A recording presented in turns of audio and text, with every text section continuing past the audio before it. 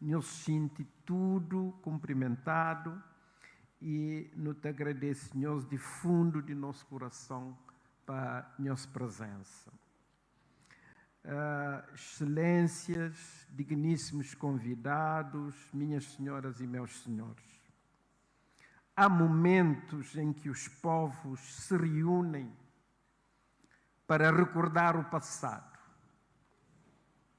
Há outros, mais raros, em que se reúnem para refletir sobre aquilo que a sua experiência histórica pode oferecer ao futuro. Creio que é este o sentido mais profundo do encontro internacional sobre a criolidade atlântica que nesta data inauguramos.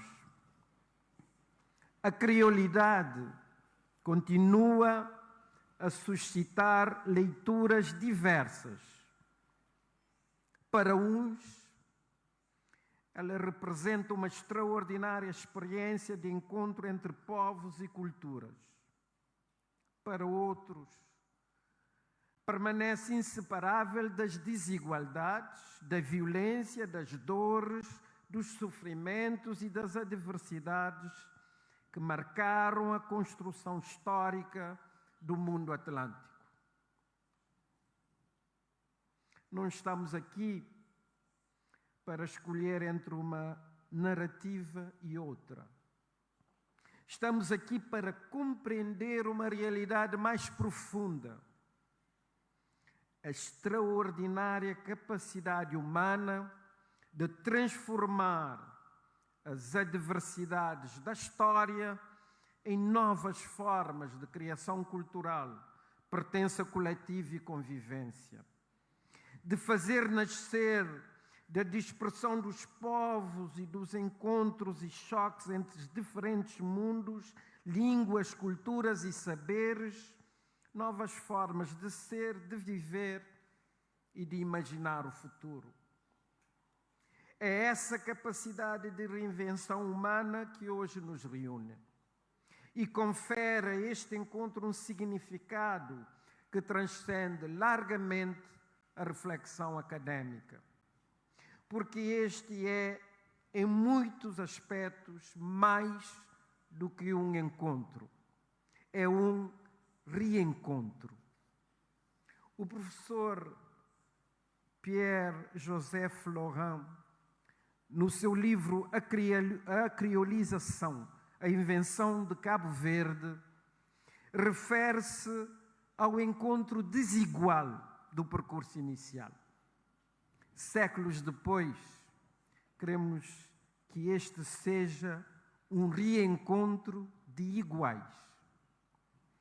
O reencontro de povos, culturas, comunidades e diásporas, ligados por séculos de circulação, intercâmbio e criação no espaço atlântico, que hoje convergem num dos seus mais emblemáticos lugares de memória, para refletir sobre o legado que herdamos e o futuro que desejamos construir. A valorização das experiências históricas e culturais das sociedades crioulas e das diásporas atlânticas constitui um imperativo de justiça histórica e de reconhecimento de contributos, vozes e experiências que durante demasiado tempo permaneceram à margem das grandes narrativas da modernidade. Este encontro inscreve-se, por isso, num esforço mais amplo de restituição da pluralidade da experiência humana e de valorização das múltiplas contribuições que moldaram o mundo contemporâneo, lembrando-nos que nenhuma civilização, nenhuma cultura e nenhum povo detém o monopólio da criação, da inovação ou do progresso humano. Vivemos numa era de rupturas e ambiguidades. O mundo está caótico e a humanidade muito vulnerável. Os extremismos, a violência, as guerras geopolíticas e geoeconómicas, a fragilidade do multilateralismo e o desrespeito pelo direito internacional, as mudanças climáticas e as crises sanitárias colocam-nos numa posição de desamparo, angústia e incertezas. Que este reencontro seja oportunidade para abrirmos, iluminados pela resiliência, tolerância e capacidade de criar e de inovar das nações crioulas, um amplo movimento que propugne o diálogo, a paz, a irmandade, o bem comum e a dignidade da pessoa humana. Um movimento por um mundo desracializado, sem violência e mais humano.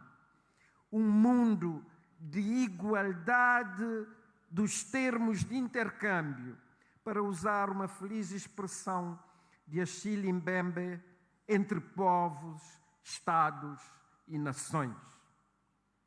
As nações crioulas antecipam o futuro de liberdade, de humanismo e de cooperação solidária. Este é o futuro que queremos.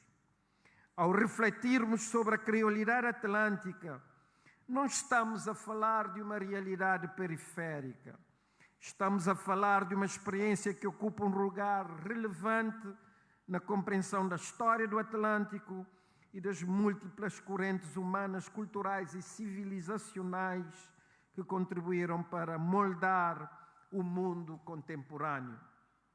Cabo Verde participa nesta reflexão com a humildade de quem não reivindica exclusividades, mas também com a consciência de que a sua história ocupa um lugar singular na experiência atlântica. Pela sua posição geográfica e pela sua trajetória histórica, o arquipélago constitui um dos espaços onde se cruzam, de forma particularmente expressiva, muitas das dinâmicas humanas, culturais e civilizacionais que moldaram o mundo atlântico. É precisamente essa herança que nos convoca à responsabilidade de preservar a memória, compreender a sua complexidade e transmiti-la às gerações futuras. Preservar esta memória é preservar a própria diversidade da experiência humana, é garantir que as gerações presentes e futuras possam compreender não apenas o que aconteceu, mas também a complexidade dos processos históricos, culturais e civilizacionais que contribuíram para formar as sociedades do Atlântico. É por isso que lugares de memória, como a Cidade Velha, berço da nação cabo-verdiana e património mundial da humanidade, assumem um significado que ultrapassa largamente as fronteiras nacionais. Mais do que património de um país, constituem espaços de memória e reflexão sobre processos históricos que ajudaram a moldar o mundo atlântico e a própria condição humana. Como nos recordou Aimé Césaire, a nossa visão do universal não deve ser uma diluição de identidades, mas sim um universal rico de todos os particulares. Talvez resida aí uma das mais importantes contribuições da experiência crioula para o nosso tempo, a demonstração de que a universalidade não se constrói pelo apagamento das diferenças, mas pela capacidade de as reconhecer, valorizar e colocar em diálogo. Num mundo cada vez mais interdependente, mas simultaneamente confrontado por novas formas de fragmentação e fechamento identitário, esta é uma lição de particular atualidade. Não porque a experiência crioula ofereça respostas simples para desafios complexos, mas porque nos recorda que a riqueza da humanidade reside precisamente na sua diversidade e na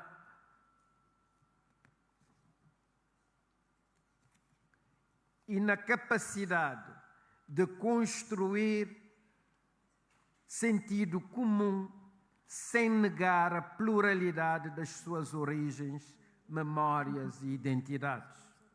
Mas a memória não se preserva apenas através dos monumentos, dos arquivos ou dos lugares históricos. Preserva-se também através do conhecimento, da educação e da transmissão entre gerações. Conhecer o passado não significa permanecer prisioneiro dele. Significa adquirir os instrumentos necessários para construir, para compreender o presente e construir o futuro. Neste esforço, iniciativas como a História Geral de África assumem particular relevância. Elas contribuem para uma compreensão mais plural, mais inclusiva e mais rigorosa da experiência humana, devolvendo visibilidade e contributos e trajetórias que ajudaram a moldar o mundo contemporâneo. Mas existe ainda um património mais vivo, mais íntimo e mais cotidiano. Um património que não habita apenas os monumentos ou os arquivos, mas também a palavra, a oralidade, a música, a memória coletiva e as formas de expressão que atravessam gerações. Refiro-me às línguas crioulas, nas suas múltiplas variantes e expressões atlânticas, que constituem um dos mais notáveis testemunhos da criatividade cultural das sociedades crioulas. Nelas vivem histórias, imaginários, formas de conhecimento, expressões artísticas e modos singulares de compreender e habitar o mundo.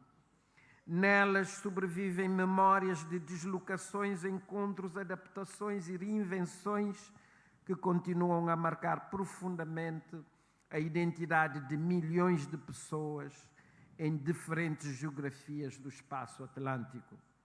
Proteger, valorizar e estudar essas línguas não significa apenas preservar um património cultural. Significa assegurar a continuidade de formas únicas de memória, criação e transmissão humana, indispensáveis à vitalidade e à diversidade do património cultural da humanidade. Porque enquanto estas línguas continuarem a ser faladas, cantadas, escritas e recriadas pelas sucessivas gerações, continuará igualmente viva uma parte essencial da experiência humana e histórica que hoje designamos por criolidade. Como nos ensinou Amílcar Cabral, devemos permanecer profundamente enraizados na nossa realidade e, ao mesmo tempo, abertos ao mundo. Talvez seja precisamente essa a grande lição da experiência crioula.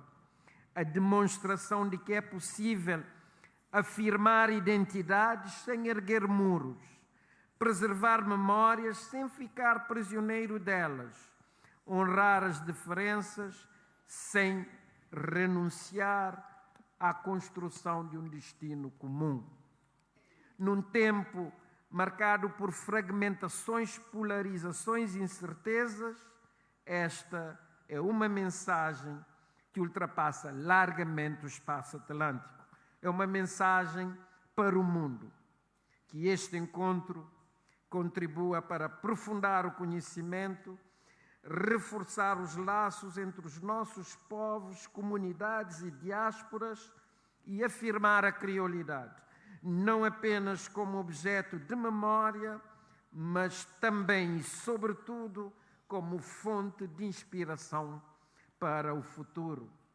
Porque a criolidade não pertence apenas ao passado, pertence também ao futuro.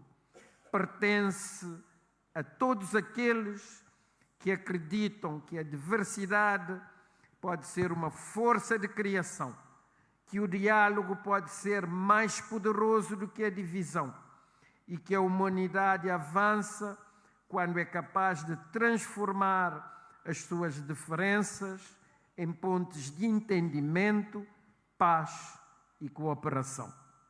É esta a mensagem que Cabo Verde hoje quer partilhar com o mundo.